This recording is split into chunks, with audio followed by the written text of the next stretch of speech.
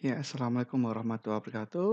Kita lanjutkan untuk materi selanjutnya adalah alat pengangkut ban padat perancangan skru konveyor. Nah, skru konveyor yaitu jenis konveyor yang paling tepat untuk mengangkut ban padat yang berbentuknya halus atau bubur. Kalau kemarin kan dalam bentuk bongkahan-bongkahan besar, misalnya gitu ya, seperti pasir, batu. Nah, ini untuk skru konveyor itu adalah untuk yang berbentuknya bubuk atau halus. Pada dasarnya terbuat dari pisau yang berpilin mengelilingi suatu sumbu sehingga bentuknya mirip skrup, maka disebut dengan, skru konveyor. Pisau berpilin itu disebut dengan flag. Biasanya panjang skru konveyor itu tidak lebih dari 150 feet. Kelebihan dari skru konveyor adalah, dia tertutup sehingga bebas dari debu, korosi, atau material berbahaya dari lingkungan. Dan dia juga ideal untuk mengangkut material yang kering maupun yang semi fluid. Kemudian efisien juga, bisa digunakan untuk multi inlet maupun multi, discharge gitu ya. Jadi ini seperti multi inletnya. Jenis flagnya itu sendiri macam-macam, jadi ada yang berbentuknya berflag section, helicoid, terus spesial ya untuk pada suhu yang tinggi, kerusakan tinggi, yang korosif, itu ada beda macam-macam bentuknya. Ada juga yang untuk yang material yang lebih lengket. Nah, itu berarti nanti kalau lengket supaya skrunya itu tidak, material tidak menempel pada skru, maka skrunya dibikin seminim mungkin, nanti ada kayak rongga-rongganya gitu ya. Ada yang juga untuk mengaduk, ya biasanya skrunya itu lebih pendek, ya kita sebut dengan cut flag. Nah, ini jenis-jenisnya. Ah, langsung saja ya kita tujuan, kuliah ini adalah merancang skru konveyor. Tahapan-tahapannya yaitu yang pertama adalah menghitung kapasitas yang diperlukan dalam feet cubic per hour atau kapasitas dalam laju volumetrik ya, dalam laju volume.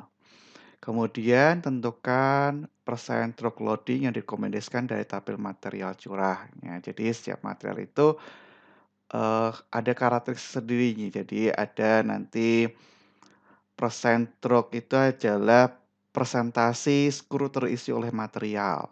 Nah, itu tergantung dari jenis materialnya. Apakah materialnya itu mudah lengket atau terlalu kecil, terlalu besar. Nah, itu tergantung dari situ. Jadi ada persentase maksimumnya adalah 45% gitu ya. Ada 15, 30, 45. Nah, itu jadi nanti persen yang terisinya itu berapa yang direkomendasikan dari setiap material. Terus nanti kita memilih, eee, diameter skru konveyor yang sesuai dengan direkomendasikan dari tadi persen truck loading dan pada kapasitas yang lebih rendah dari RPM maksimum. Jadi nanti ada RPM maksimumnya memiliki kapasitas berapa. Nah, itu yang kita pilih gitu ya, jangan sampai kurang. Jadi ya seperti halnya yang kemarin waktu kita membahas bed conveyor juga semacam itu. Kemudian keempat adalah menghitung kecepatan konveyor. Nah, sama ya kayak yang bed conveyor kemarin, yang terakhir adalah menghitung power yang diperlukan. Untuk mengetahui yang pertama adalah sama seperti bed conveyor kemarin adalah mengetahui karakteristik dari bahan. Di sini ini ada contoh ya, ini hanya contoh saja. Ini ada maksimum particle size-nya gitu ya, maksimum particle size-nya. Misalnya kalau cornmeal ini kurang dari 1/8 inch, nah gitu ya. Bulk density-nya antara 32 sampai 40%, truk loading-nya 30% A. Jadi nanti ada 30% A, ada 30% B, ada yang 15, ada yang 45. Jadi persentase yang terisi gitu ya, tidak jadi enggak 100% skru konveyornya terisi, tapi ada batasannya supaya kalau terlalu banyak dia nanti akan bisa mampet gitu ya. Jadi nanti, kita harus sesuaikan batas maksimumnya itu berapa, jangan sampai kita melebihi batas maksimum itu. Jadi nanti kita dengan mengubah atau memperbesar diameternya, biasanya seperti itu. Kemudian nanti ada material vector, untuk mengoreksi ya, untuk mengoreksi power, kayak gitu ya. Terus yang penting ini aja nih ya, maksimum particle size, bulk density, percent truck loading, material, faktor. Sebenarnya walaupun nanti bearing, abrasif, korosif ini akan mempengaruhi dari powernya. Ya, ini contoh-contohnya ya. Nah, ini nanti ada untuk soda abu, untuk gula, nah gitu macam-macamnya. Terus tabel berikutnya adalah capacity factor. Jadi misalnya untuk standar, untuk standar berarti capacity factornya 1, jadi tanpa kita kalikan lagi.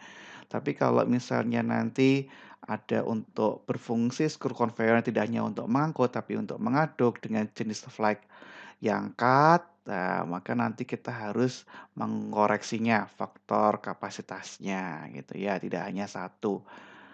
Nah, untuk mengaduk, nah misalnya kalau inletnya lebih dari satu untuk mengaduk 2 jenis bahan, nah gitu ya. Jadi nanti kita menggunakan jenis flake yang cut flake, kemudian nanti, faktor kapasitinya kita kalikan, jadi lebih besar dari satu, nah gitu ya. Tergantung dari persentase, tadi conveyor loading-nya tadi ya, truk loading-nya tadi.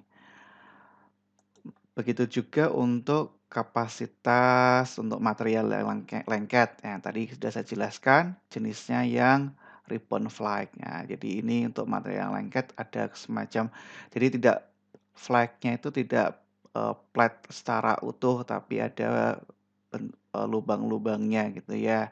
Jadi supaya karena materialnya lengket supaya tidak menempel di flake-nya materialnya. Ini nanti juga ada capacity factor-nya, jadi dikalikan berapa, 1, berapa, tergantung dari ribbon screw diameternya. Nah, untuk menentukan, selanjutnya untuk menentukan kapasitas ya, tabel kapasitas. Ini mirip waktu belt conveyor. Jadi nanti tadi kan ada persen truck loading-nya ya, ada 15, 30% atau 45%. Nanti kita akan menentukan diameter skru diameternya ini, tergantung dari kapasitas yang kita punya gitu ya. Kapasitasnya yang sudah dikoreksi dengan ini tadi, capacity factor. Dan dalam bentuk feet cubic per hour gitu ya. Kapasitas dalam bentuk feet cubic per hour yang sudah koreksi dengan faktor kapasitas gitu ya. Misalnya material kita mempunyai truk loading 15%, kapasitasnya 1000. Jadi nanti kita memilihnya yang diameter skrunya adalah 18 in karena maksimumnya pada RPM maksimum 1012 gitu ya. Nah, nanti kecepatannya berapa? Nah, nanti kecepatannya dikalikannya aja 22,5. Nah, gitu ya. Nanti didapatkan pada 1 RPM ini Eee, dibagi ya, jadi dibagi 1,2. Nah, nanti coba kita bahas di belakang. Jadi pilih diameter sesuai dengan yang direkomendasikan ya. Jadi pilihlah diameter sesuai yang direkomendasikan dari truk loading pada kapasitas yang lebih rendah dari RPM maksimum, dari kabel kapasitasnya. Nah, ini untuk 30B dan 45%. Setelah tadi kita memperoleh diameter dan kecepatan, ya dari sini nanti kita akan memperoleh diameter dan kecepatan, baru selanjutnya adalah kita menentukan, power-nya ya, power yang diperlukan. Nah, power kalau kemarin di bed conveyor kan ada untuk horizontal, vertikal, sama dengan ketika kosong. Sama, untuk screw conveyor ini dibagi 2 ya. Jadi untuk material yang diangkut, ya material yang diangkut ini tergantung dari horizontal dan vertikal. Nah, yang satu adalah friksi gesekan. Ketika kosong, tidak ada material, tidak ada beban material. Nah, ini ada powernya berapa. Ini nanti tergantung dari diameter, gitu ya. Dari diameter skru dan dari jenis bearingnya. Sifat material juga akan nanti menentukan daya yang diperlukan. Nah, dalam mendesain skru conveyor diperlukan daya yang cukup untuk mencegah downtime dan kehilangan produksi. Ya, misalnya kalau powernya kurang, ya nanti lambat, menumpuk, mampet gitu ya. Nanti butuh maintenance lagi, membongkar lagi yang lama. Makanya harus powernya cukup. Oke, untuk menentukan power, nah yang tadi ada 2 ya, ada friction HP ketika kosong, ketika material kosong tanpa adanya, beban, nah, dan material HP ketika adanya beban. Nah, ini nanti dipengaruhi oleh, kalau, tanpa adanya material dipengaruhi oleh conveyor diameter, ya, conveyor diameter faktor, kemudian hanger bearing factor, kemudian panjangnya dari konveyor dan kecepatan dari konveyor. Nah, ini ada 4 nih ya. Sedangkan material itu nanti dipengaruhi oleh kapasitas dalam pon, atau misalnya kalau kapasitasnya dalam, feet cubic ya dikalikan dengan, book density-nya gitu ya, dikalikan dengan material vektor. Nah, ini tadi yang ada di tabel 1 ya, material vektor. Terus dikalikan dengan konveyor, panjang konveyornya. Jadi nanti dijumlahkan aja untuk total shaft HP-nya. Jadi untuk power totalnya adalah power dari friction HP-nya ditambah dengan power dari material HP-nya. Nah, nanti untuk material HP ada bintang di sini karena ada koreksi dan dibagi dengan efisiensi. Ini adalah efisiensi dari drivernya gitu ya. Tipikalnya sih 0,88. Nah, gitu ya. Kalau tidak ada keterangan berarti bisa diambil 0,88. Nah, tadi, untuk diameter vektor sama hanger bearing vektor, nah kita bisa baca di sini. Untuk diameter vektor itu menggambarkan resistensi gesekan, dF itu ya, diameter vektor. Tergantung dari diameter skrunya. Ya, misalnya tadi kalau skrunya 14 berarti diameter vektornya 78 gitu ya. 12 berarti 55. Nah, sedangkan HBF itu koreksi untuk bearing vektornya ya, tergantung dari tipe bearingnya. Kalau menggunakan kayu atau bronze itu bearing vektornya 1,7 atau untuk ball atau roller bearing vektornya 1. Nah, ini dari tergantung material ini juga material bearing ini sebenarnya tergantung juga dari materi yang kita angkut. Nah, gitu ya. Misalnya kalau yang sedikit korosif atau abrasif, maka kita harus memilih yang mana, ya itu ya. Kalau material untuk makanan, pilih yang mana, gitu. Oke. Nah, tadi untuk, HP material, jadi ada koreksi-koreksi sebenarnya ya. Kalau di sini tadi kan untuk material HP material di sini ada bintang ya. Nah, ini nanti perlu dikoreksi lagi, ya. Koreksi yang pertama adalah jika HP material itu kurang dari 5 HP. Jadi persamaan tadi itu cocok ketika untuk HP material itu lebih dari 5 HP. Kalau kurang dari 5 HP, maka kita perlu koreksi. Hasil hitungan kita HP calculated HP dan nanti kita tarik ke garis grafik, kemudian ke sumbu Y, kita dapat corrected HP-nya berapa. Selain itu, untuk koreksi yang kedua adalah untuk, kemiringan, ya, faktor jika ada kemiringan maka ada faktor koreksi FI-nya. Jadi di sini ada dikalikan dengan FI-nya. Misalnya ada kemiringan 5 derajat gitu ya, 5 derajat ke atas, bawa ke sana, seperti sekitar 1,15 gitu ya. Jadi kalau kemarin di bed conveyor kan 5 derajat berapa, nah ini langsung dikalikan aja dari MHP-nya. Oke, langsung saja ya kita ke contoh soal. Nah, ini contohnya adalah cornmeal dengan densitas curah 32 pound per feet cubic sebanyak 12,8 ton per jam akan diangkut dan ditransportasikan sejauh 16 feet secara horizontal, tidak ada ketinggian, perbedaan ketinggian ya, tidak ada kemiringan. Efisiensi driver 88. Nah, tentukan pertama desain dari skru konveyornya itu. Yang pertama adalah diameter skru konveyor, yang kedua adalah kecepatan konveyor. Yang kedua adalah daya yang diperlukan, friction horsepower dan material horsepower sama total shaft horsepower. Oke, itu ya. Langkah yang pertama adalah kita melihat tabel karakteristik bahan. Ya, dari tabel karakteristik bahan, tadi book density-nya 32, cocok ya. Kita book density 32/40. Yang paling penting adalah persen truck loading 30A. Jadi dia akan mengisi skru sebanyak 30%, ya gitu ya.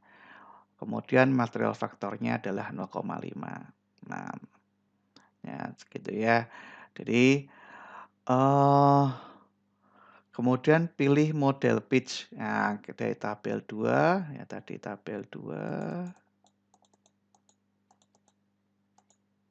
model pitch-nya, nah kita pilih yang standar terlebih dulu aja.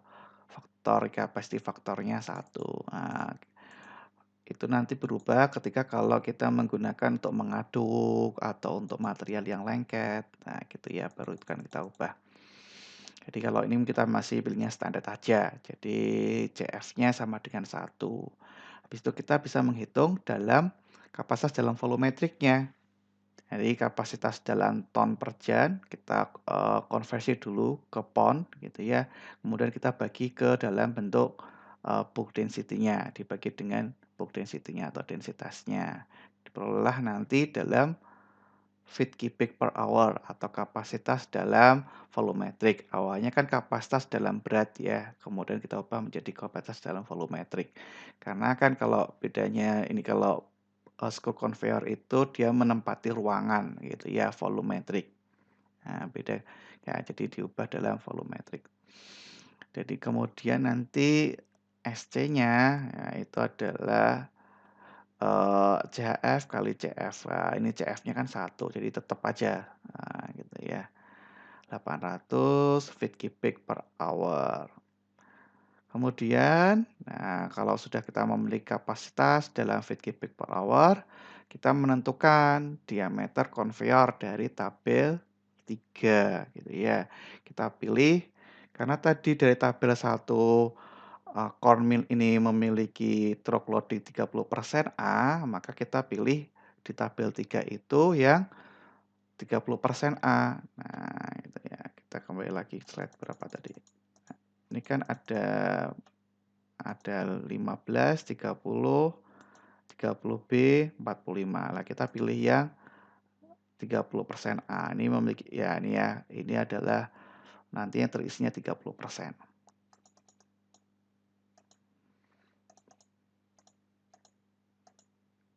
Nah, gitu ya.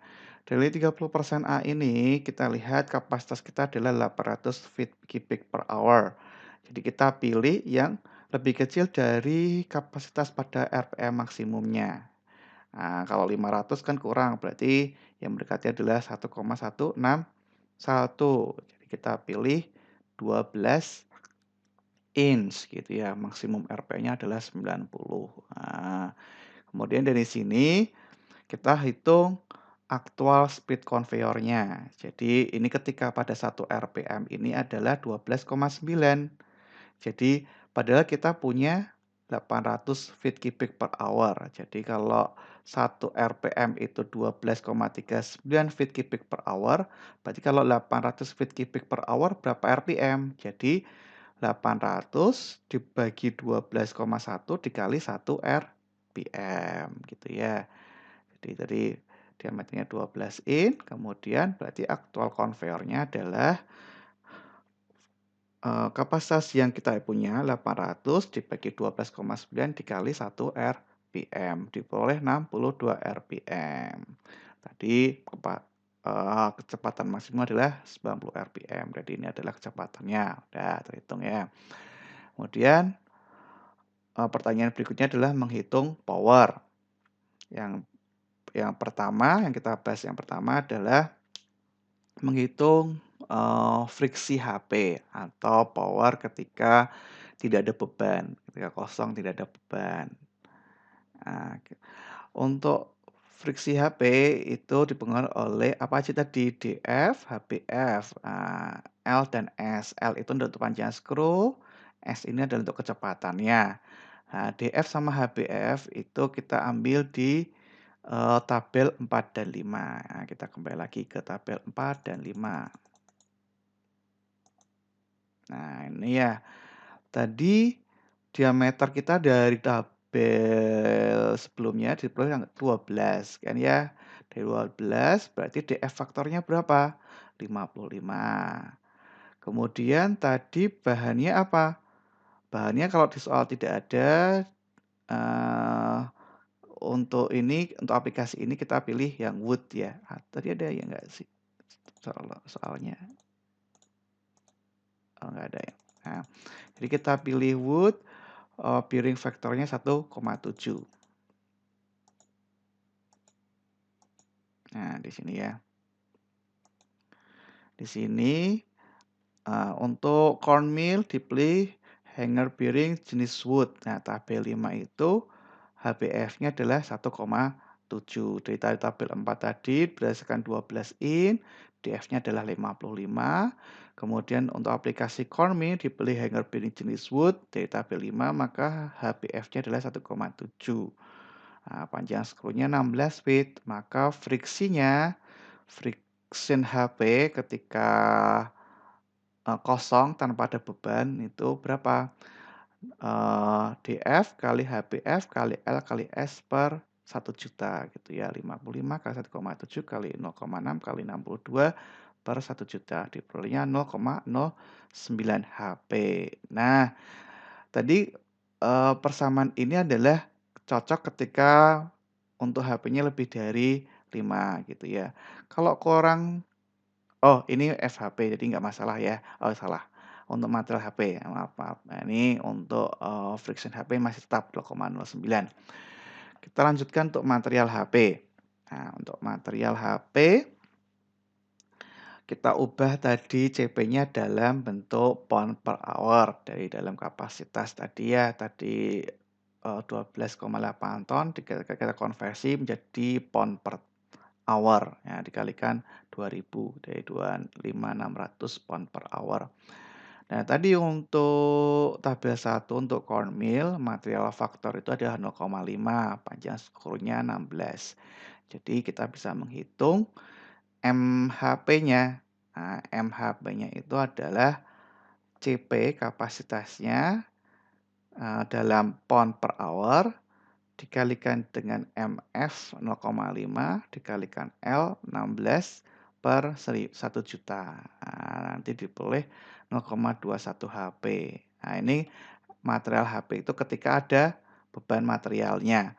Tapi sebenarnya persamaan ini cocok untuk 5 HP.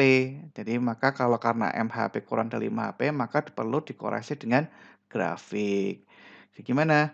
Ini dari sini kita dapatnya 0,21 HP. Kita bawa ke sini, terus ke sana. Jadi diperoleh koreksinya adalah 0,5 gitu ya. Jadi MHP-nya, jadi MHP bintang di sini ya.